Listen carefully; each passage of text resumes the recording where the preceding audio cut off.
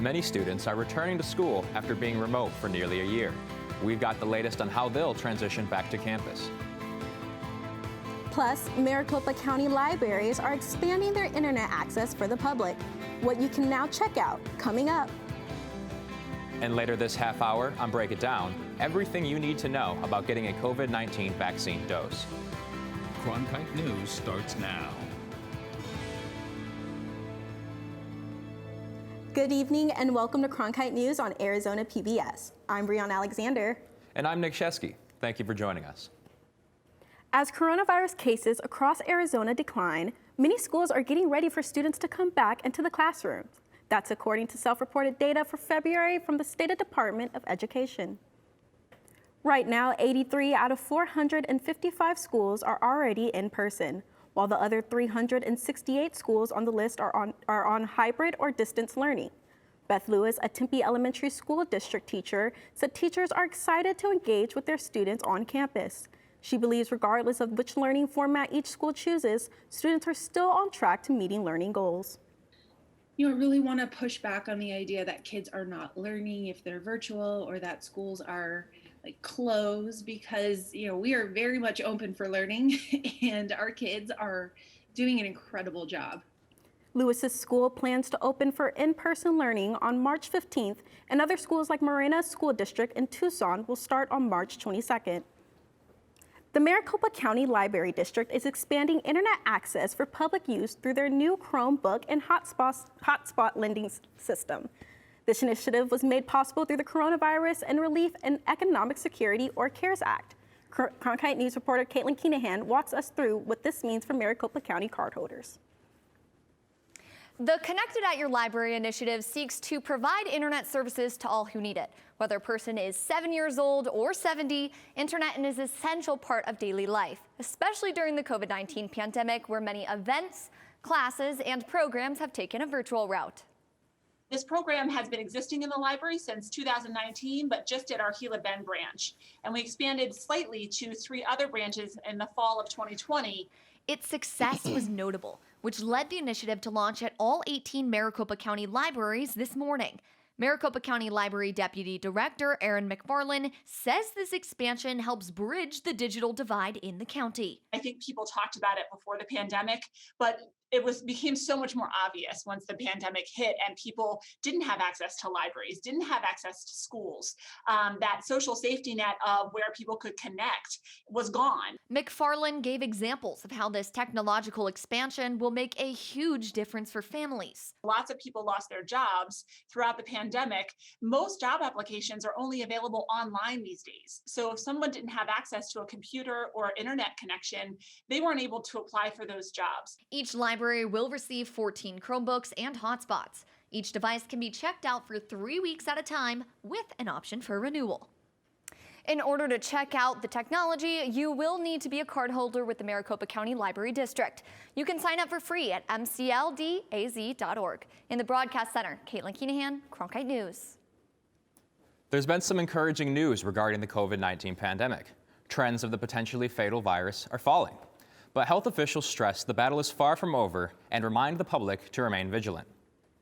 The U.S. death toll from the coronavirus is expected to pass the 500,000 mark within the next few days.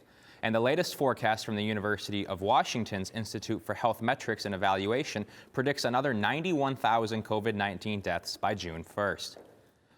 To have these many people to have died from a respiratory-borne infection, it really is a terrible situation that we've been through and that we're still going through. And that's the reason why we keep insisting to continue with the public health measures, because we don't want this to get much worse than it already is. Americans are advised to get COVID-19 vaccinations as soon as possible and continue social distancing and wearing masks, something that Dr. Fauci says might be necessary until 2022. Meanwhile, the Biden administration is opening COVID relief to more businesses. It announced an expansion of the Payment Protection Program designed to help minority-owned and very small businesses. Starting Wednesday, businesses with fewer than 20 employees will have an exclusive 2-week window to apply for funding. Then in March, new rules will enable some businesses previously excluded from the program to participate. Those include self-employed people, sole proprietorships, and independent contractors. The program will also be open to business owners with non-fraud related felonies, those delinquent on federal student loans, and some non-citizen residents. The PPP program is designed to assist businesses impacted by pandemic lockdown measures. Democratic Senator SINEMA will be chairing a subcommittee that has jurisdiction over government efficiency as well as border management. SINEMA is working alongside Republican Senator James Lankford of Oklahoma on the panel, which replaces a previous subcommittee the two served on. The subcommittee will work to ensure smart and effective border security, improve the reliability of the Postal Service, and safeguard taxpayers against government waste. The panel will also have jurisdiction over American economic competitiveness, the U.S. Census, contracting and energy issues, as well as regulatory and federal employee policy. Almost all Texas residents now have their power back up and running after a week of misery. And forecasters say it's going to be nearly 80 degrees warmer there than this time last week. As for Arizona, we'll see a rise in temps this week as well. Tina Giuliano is joining us now with what we can expect. Tina? Yeah, we are still seeing some cold temperatures here across the country. I mean, over there in Kansas City, about 34 degrees. Going up there, Minneapolis, about 29 degrees. But Dallas, they're still seeing some cold temperatures, but it's heating up. Overall thing is that they're heating up. Over in Phoenix, 49 degrees. I mean, looking at our temperatures across the state, we're seeing some great temperatures. Over in our beautiful national park up there, Grand Canyon, about 20 degrees. Over in Flagstaff, 23 degrees. I mean, it's still cold, but you'll still have to keep your jackets handy, but definitely heating up here. Over in Tucson, 44 degrees. I mean, nothing we can't handle, but we're going to be seeing some clouds kind of flow through our state through Thursday over the next couple of days. Nothing too bad, but going into our evening, it'll be clear skies, beautiful weather. We're starting off at 74 degrees at 6 p.m., but by the time we hit 10 p.m., it'll be 61 degrees, still clear skies. But going into the rest of our week here and heading into the weekend, I mean, we'll have some pretty sunny skies here. We'll see a little bit of clouds tomorrow, but here's the thing. 80 degrees, we'll finally touch 80 degrees here. So if you haven't already, you might need to turn that AC on in your car, but if it's not working, make sure to check that out. We are heating up here in the valley, or make your brother check it like I'm gonna make my brother check later today. Make sure my AC is all working, but beautiful weather throughout the next couple of days. In the Weather Center, Tina Giuliano, Cronkite News. Ever wondered what it's like to build a newscast? Cronkite News is streaming on Twitch this week till Thursday, giving viewers an inside look into Cronkite News. We'll be covering sports, the control room, and anchoring. You can join us from 2:30 to 3:30 at twitch.tv/Cronkite News. The University of Arizona College of Medicine in Phoenix has kicked off its annual Connect to STEM program, part of the 10th annual SciTech Festival. But it will be presented a little differently this year due to social distancing limits. Cronkite News reporter Ray Lee Klein shows us how the event was reimagined to an online interaction pavilion. Connect to STEM is one of the Phoenix community's largest outreach events, attracting over 40,000 participants in the last 6 years. STEM celebrates science, technology, engineering, math, and medicine career pathways. But how do you engage in over 100 hands-on activities in a virtual world? So we've done our best to recreate these experiences in a virtual space. And we think it will still be fun and engaging and have a high level of energy for the event. In-person event favorites like the Wild Cat Play Hospital and the BrainWorks Lab will be back this year. But even if things felt a little different, the goal was the same. We really continue the original mission of Connect to STEM, which is inspiring young minds, inspiring young people to explore and discover what really appeals to them. And the mission extends far beyond just the classroom. There's a growing need for workforce development in STEM careers as so many jobs remain unfilled. There's also glaring need for diversity. According to the United States Census Bureau, although women make up 48% of the workforce in America, they only represent 27% of STEM workers. So, inspiring young minds from all walks of life is the best way to ensure the future of these critical careers. We need to go all the way back into elementary school and high school to make sure that we are inspiring women, students of color, very young, so that they are ready to pursue healthcare careers. In Phoenix, Rayleigh Klein, Cronkite News. Connect to STEM TV is a free event launched on February 6th, offering family-friendly education on fascinating topics. To register a student for the SciTech Festival or to learn more about the Connect to STEM community impact, visit scitechinstitute.org. We'll have more on what your students can explore tomorrow on Cronkite News. I'm Kelsey Calisi. After the break, I'll have your Cronkite Sports Report. We'll tell you about a project that highlights art, sports, and Black History Month into one powerful mural in Phoenix. Every day I wake up, my first thought is, how can I serve this community? The biggest hurdle was not taking PTSD personally. Would you welcome, please, the amazing. Everybody that watches this, they say that I am the greatest that they've ever seen.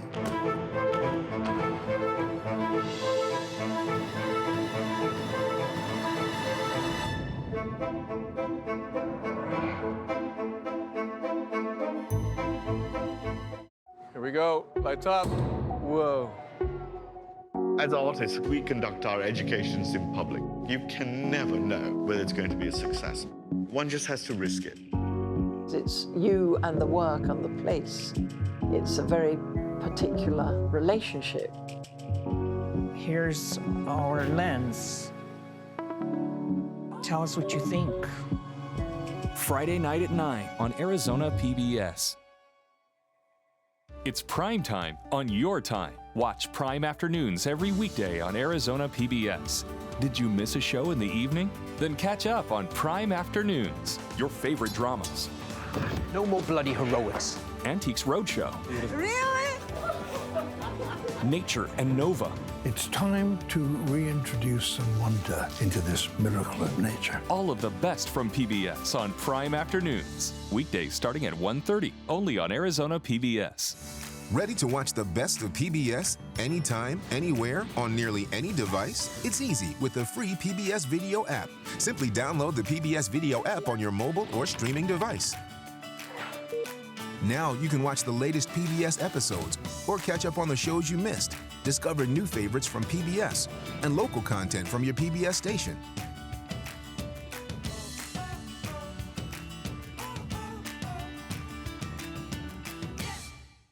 Hey, I'm Rick Steves. You know, I don't go anywhere without my passport. And now, thanks to PBS Passport, you can travel with me and watch all 10 seasons of Rick Steves Europe and all my travel specials.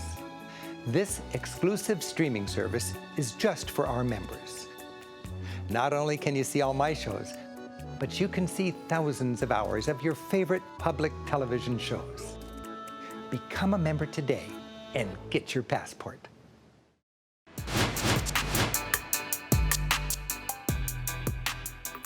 Welcome back. I'm Kelsey Calisi with your Cronkite Sports Report. A historic night in Memphis as the Suns set multiple records against the Grizzlies. As a team, they hit 24 threes, the most in a single game in franchise history. Over the last 2 games, they've hit 46 from deep, also the most in team history. And the fun doesn't stop there, as Cameron Payne scored a season-high 19 points in the victory. He was a key part in the 31-point win, the largest margin of victory for the Suns this season. And of course, Chris Paul wouldn't be left out of the excitement. The veteran point guard passed NBA legend Oscar Robertson for 6th all-time in assists. After the game, he reflected on what passing Robertson means to him. You know, it's an honor and a privilege to play the game as long as I played. Oscar Robertson came to see me play when I was in college in Cincinnati. And I've been a fan of his since, you know, I've been playing basketball. Art and sports oftentimes go hand in hand, but at Phoenix Suns Arena, art, sports, and Black history are entrenched together in a mural. Reporter Jordan Spurgeon is there to show us the art and explain more about the process and the project. If you've walked around downtown Phoenix in the past few days, you may have noticed some new murals honoring Black History Month, including one right out front of Phoenix Suns Arena. Man, I saw a picture of it, and it was pretty powerful. I mean, it's an honor and a privilege. You know, it says "Can't give up now," and it's pretty special and powerful to see that taking place. Chris Paul is front and center on the mural, rocking an HBCU hoodie. To his right, you've got head coach Monty Williams and teammate Javon Carter. To the left, you've got Skylar Diggins of the Phoenix Mercury and Breonna Taylor wearing a Black Lives Matter shirt. The local artists who were part of this project wanted one thing: to spark a conversation with the bristles of their brush. My hand in the mural, I hope that, serves as that purpose. I just wanted to paint some very strong figures in the community, and hopefully that'll empower the community around them. This mural is part of a larger project spearheaded by Giselle Knight. Her vision is to have 28 murals painted throughout Phoenix in 28 days to honor Black History Month. So I've worked on about 7 projects so far. I also will have a hand in some more upcoming murals. So it's I've kind of dabbled here and there through some of the projects. I had more of a hand in the Phoenix Suns project as of recent. It's safe to say there's at least one new fan of these artists. I think it was amazing. I need to get some of those artists to come do some murals for me outside of my house. Athletes, along with the public, can now enjoy the beauty of the art and the power of the message. In Phoenix, Jordan Spurgeon, Cronkite News. From college to the pros, baseball fever has swept the valley. Spring training tickets are going fast. 3 of the 16 teams are already sold out, and others have very limited options remaining. If you're still looking to get your baseball fix, however, the Angels, Mariners, and Giants don't begin selling their tickets until later this week. Over the weekend, Lindsay Fry, the Coyotes' director of external engagement and female hockey, took a 96-mile journey around the valley on rollerblades in an effort to raise money for the Leighton Accardo Scholarship Fund. Leighton and her family became friends of the organization while she was battling pediatric cancer.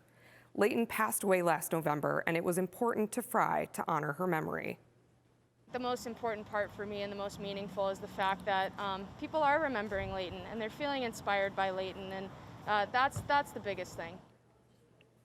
That does it for today's Cronkite Sports Report. Back to you, Brianna and Nick.